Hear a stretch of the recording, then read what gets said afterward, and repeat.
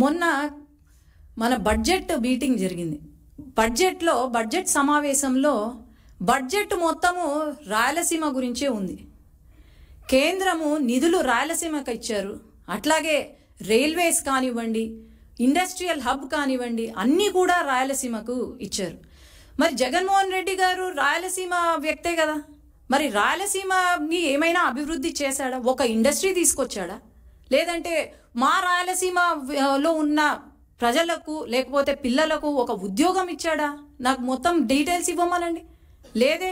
రాయలసీమ గురించి ఎవరైనా ఆలోచన చేశారు అంటే అది కేవలం నారా చంద్రబాబు నాయుడు గారు తప్ప ఇంకెవరు చేయలేదని నేను చెప్తున్నాను.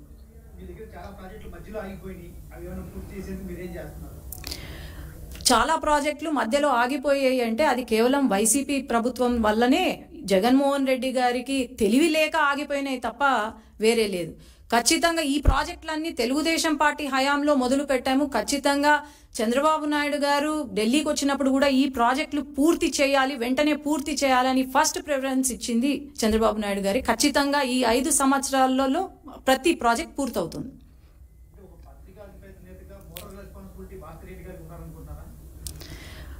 అదే చెప్తున్నా, సత్యమేవ జయతే సాక్షి కింద సత్యమేవ జయతే అని వస్తుంది. సత్యమేవ జయతే కాదు, అసత్యమేవ జయతే. భారతీరెడ్డి గారు ఎడ్యుకేటెడ్ లేడీ. ఒక రియల్ న్యూస్, న్యాయంగా ఒక న్యూస్ని చూపియాలి. కానీ ఎంతసేపు తెలుగుదేశం పార్టీ కార్యకర్తలపైన, నాయకులపైన, లోకేష్ అన్న పైన, వీళ్ళపైనే చెప్తున్నారు. కానీ ప్రజలు ఎవ్వరూ నమ్మడానికైతే సిద్ధంగా లేరు. ఈ సాక్షి న్యూస్ చూసే వాళ్ళ కొంప మునిగింది. అది వాళ్ళు అర్థం చేసుకోవాలి.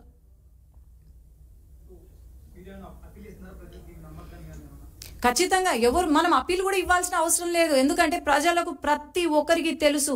వై నాట్ 175 అని చెప్పి ఈరోజు కేవలం 11 సీట్లకు పరిమితం అయినారు అంటే దాని అర్థం ఏంటి?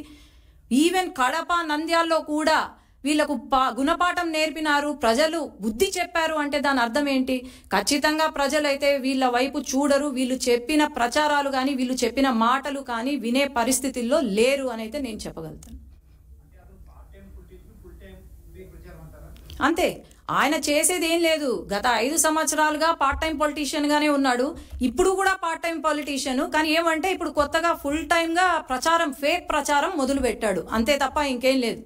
నంద్యాల్లో మొన్న వైసీపీ వాళ్ళు హత్య చేసి మర్డర్లు చేసుకుంటే లేదు, ఇది టీడీపీ వాళ్ళే చేశారని చెప్పి ప్రెస్ మీట్ పెడతారు. ఎప్పుడైనా వచ్చారా? ఈ గత 5 సంవత్సరాల్లో ఆయన ఎప్పుడైనా వచ్చారా? వచ్చి వాళ్ళ కార్యకర్తలను ఆదుకున్నారా? లేదంటే ఎన్ని కేసులు జరిగాయి, ఎన్ని మర్డర్లు జరిగాయి? వాళ్ళ సొంత పార్టీ నాయకులే మర్డర్లు చేసినారు. మరి వాళ్ళనే పక్కన పెట్టుకొని లా అండ్ ఆర్డర్ గురించి మాట్లాడుతుంటే నవ్వుతారు, జనాలు నవ్వుతున్నారు. అది వాళ్ళకి అర్థం కావట్లేదు.